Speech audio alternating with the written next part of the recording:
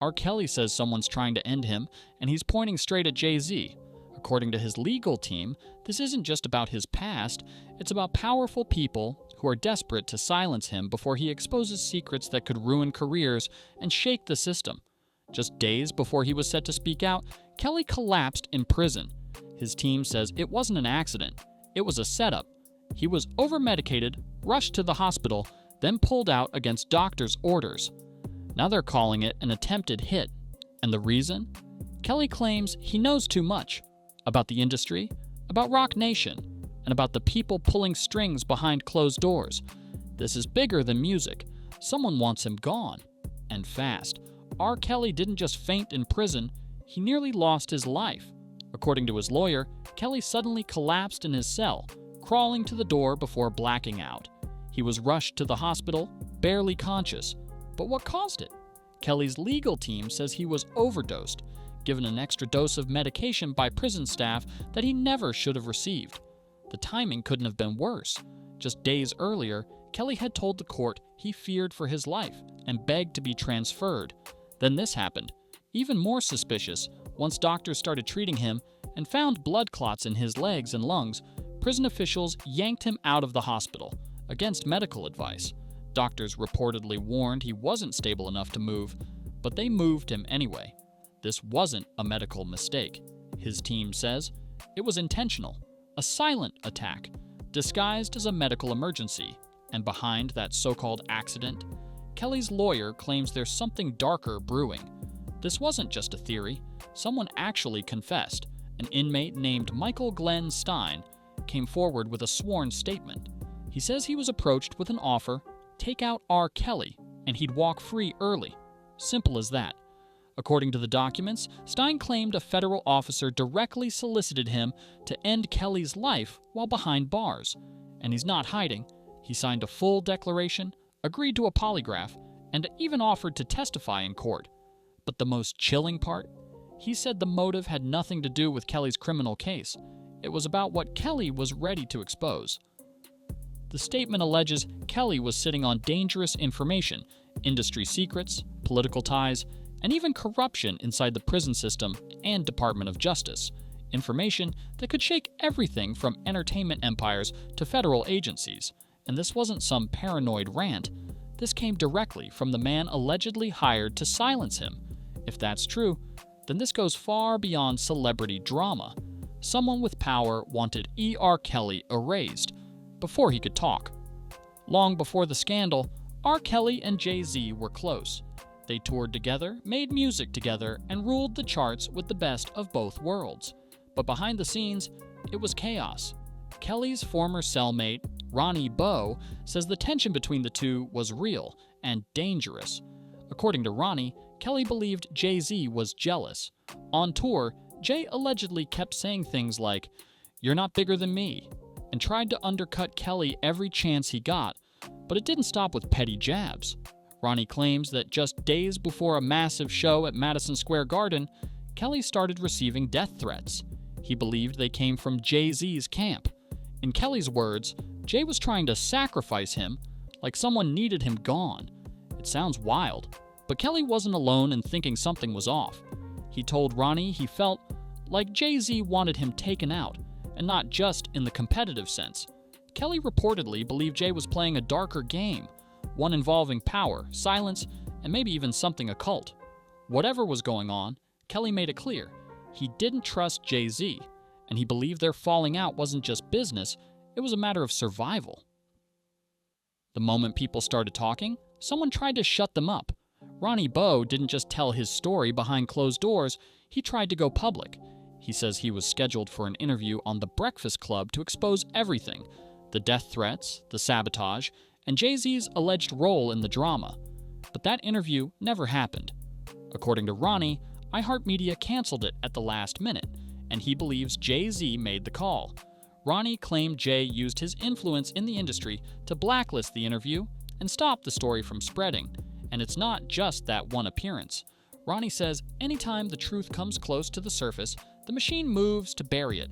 Media outlets get quiet, interviews disappear, stories lose traction. It's like someone is always watching, always ready to pull the plug. If that's true, then Jay-Z isn't just trying. To avoid bad press, he's actively controlling the narrative. And that makes one thing clear. This story might be even bigger than it looks, because if Jay-Z is working this hard to keep people quiet, what exactly is he trying to hide? Kelly has been dragged through the mud, and for good reason, but he's not the only one with skeletons.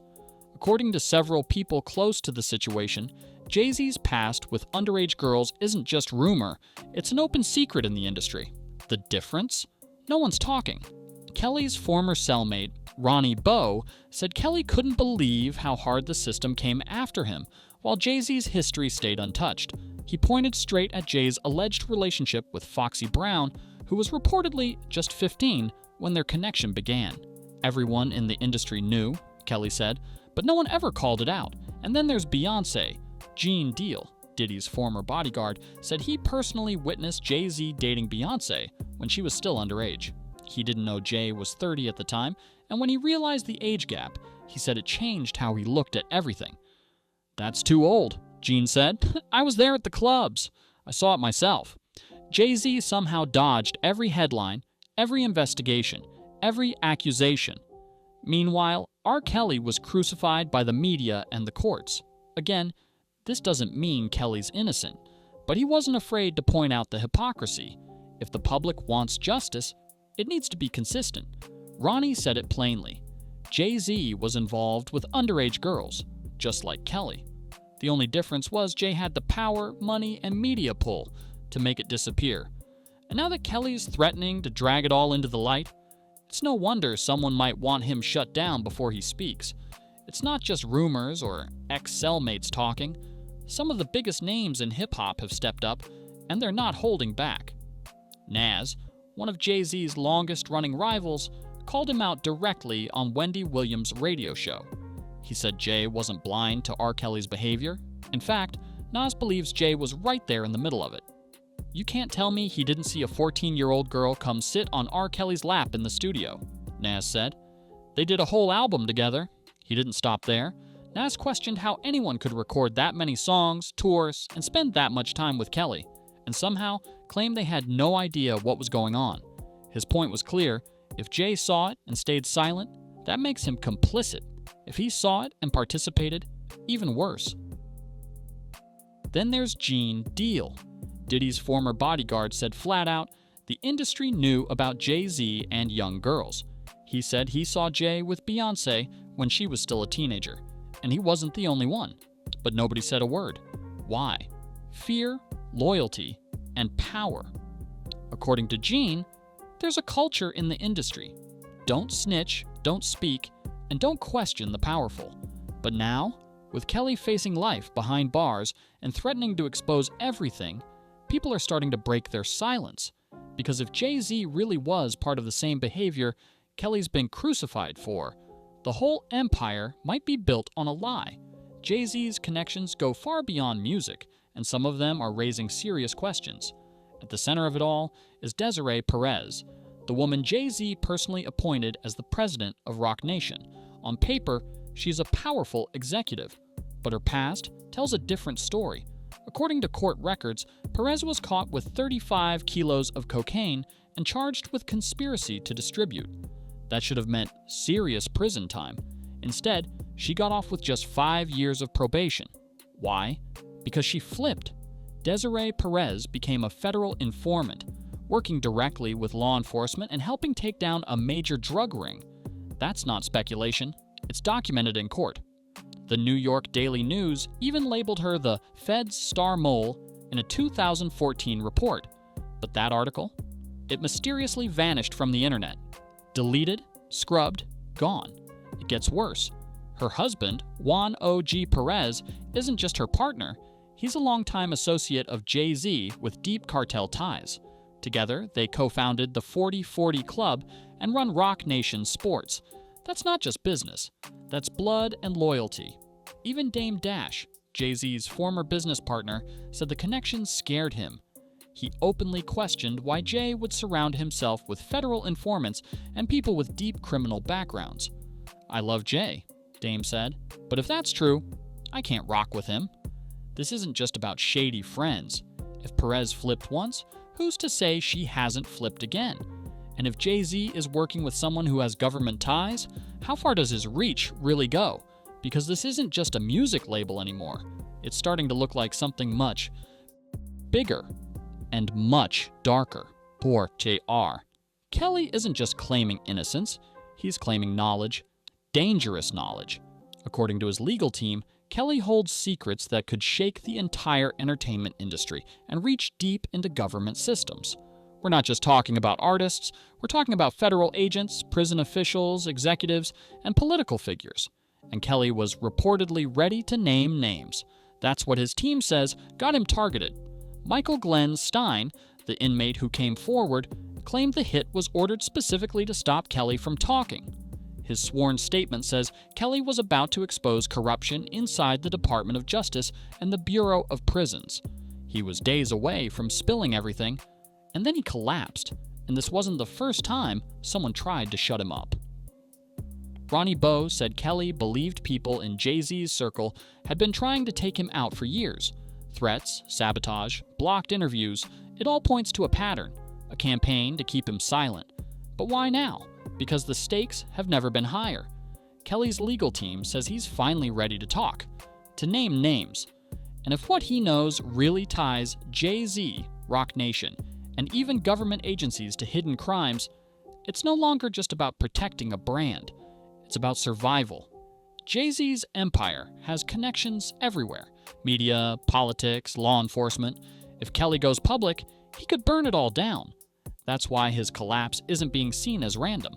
It's being seen as a warning, a last attempt to make sure the truth never leaves that prison. Because what R. Kelly might be hiding could end careers, destroy reputations, and land powerful people behind bars. If even a fraction of this is true, we're not just looking at a celebrity scandal, we're looking at a system built on silence, control, and fear. R. Kelly may be far from innocent, but that doesn't erase the disturbing patterns surrounding his collapse. Poisoned medication, hospital cover-ups, hitman confessions, blacklisted interviews, it all points to one chilling question. What was he about to say? Jay-Z's name keeps surfacing in all the wrong places. From whispered ties to underage girls, to accusations of sabotage, to surrounding himself with federal informants and people with cartel connections, it's clear that something is being buried, and Kelly might be the only one who can dig it up. His lawyers say he's still determined to talk, but every day that passes brings new risks. If someone really is trying to silence him, the next attempt might not fail. Because this isn't about headlines anymore. This is about power, secrets, and a man who might know just enough to bring it all crashing down. They tried to keep him quiet, but the truth has a way of coming out.